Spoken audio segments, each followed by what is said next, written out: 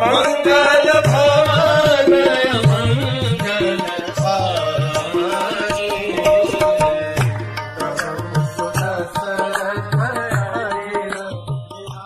हरे कृष्ण।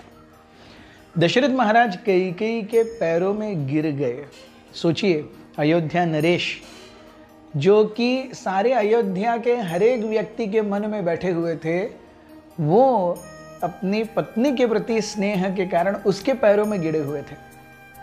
वो कह रहे थे, अरे कैकेयी, कम से कम भरत को राजा बना दो, राम को तो वन में मत भेजो। लेकिन कैकेयी कुछ सुनने के लिए तैयार ही नहीं। कैकेयी कहने लगी, महाराज, जब समुद्र एक बार एक तीर या किनारा निश्चित कर लेता है, फिर चाहे कुछ भी हो, वो उस किनारे को पार नहीं करता। वैसे ही एक सभ्य व्यक्ति, आप तो राजा हैं, एक सभ्य व्यक्ति का कर्तव्य है कि जब उसने कोई कमिटमेंट कर दी, उसने तब शायद सलमान खान की वो मूवी नहीं देखी होगी, एक बार जो मैंने कमिटमेंट कर दी, यस, तो फिर मैं खुद की भी नहीं सुनता, but she intended the same.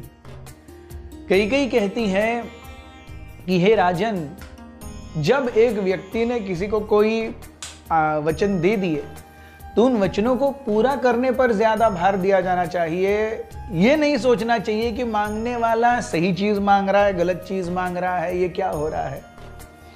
क्या आप जानते नहीं, आप महाराज शिबी के वंश से हैं। महाराज शिबी ने एक बार अपने हाथ से फ्लैश या मांस निकाल करके दिया था। कैकेयी ने वो कथा बताई। एक बार एक कबूतर उड़ते हुआ आया कि महाराज मुझे रक्षा कीजिए। उसके पीछे एक बाज उड़ते हुए आया और उस समय शिबी ने पूछा कि अरे तुम इस कबूतर के पीछे क्यों हो। तो उस बाज ने बताया कि अरे ये कबूतर तो मेरा अन्न है, मैं इसे नहीं खाऊंगा तो मैं मर जाऊंगा। तो उस समय महाराज शिबी ने उस कबूतर के हिसाब से बराबर अपने शरीर का मांस काट करके दिया था। और वहां पर भी बाद में पता चला कि वो कबूतर अग्नि थे और वो जो बाज थे वो इंद्र थे।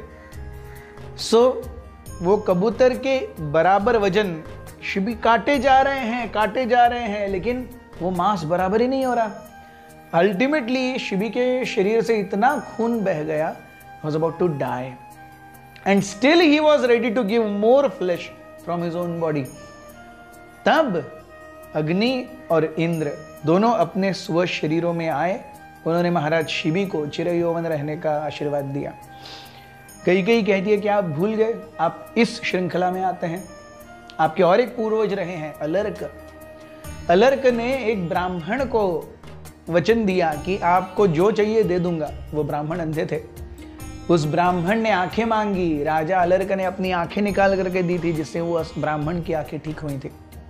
कैकेयी कहने लगी कि आप जब मर जाओगे, देखिए क्या वचनों का उपयोग कर रही है कैकेयी, आप जब मर जाओगे तो आप ऋषि मुनियों को और साधु संतों को ऊपर जाके क्या मुंह दिखाओगे।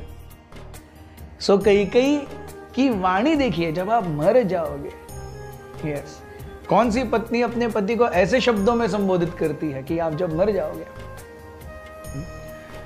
सो आप लोगों को क्या मुंह दिखाओगे। क्या आप साधु संतों को ये कहोगे, ये देखो मैं आ गया, जिसने अपनी जान पर खेल करके भी मेरी जान बचाई। ऐसी पत्नी को जो मैंने वचन दिया था, वो मैंने अपने पुत्र स्नेह के कारण पालन नहीं किया। कैकेयी का प्रत्येक शब्द दशरथ महाराज के हृदय में वज्र की भांति चुभ रहा था।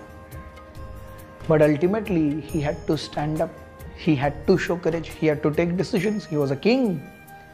दशरथ महाराज खड़े हुए, उनके पैरों के नीचे से जमीन खिसक रही थी, उनकी आंखें अश्रुओं से भर गई थी। उनका शरीर जो पूरी तरह तेजोमय होने के लिए कैकेयी के पास आया था, मृतप्राय निस्तेज हो गया। आगे क्या हुआ ये हम देखेंगे कल।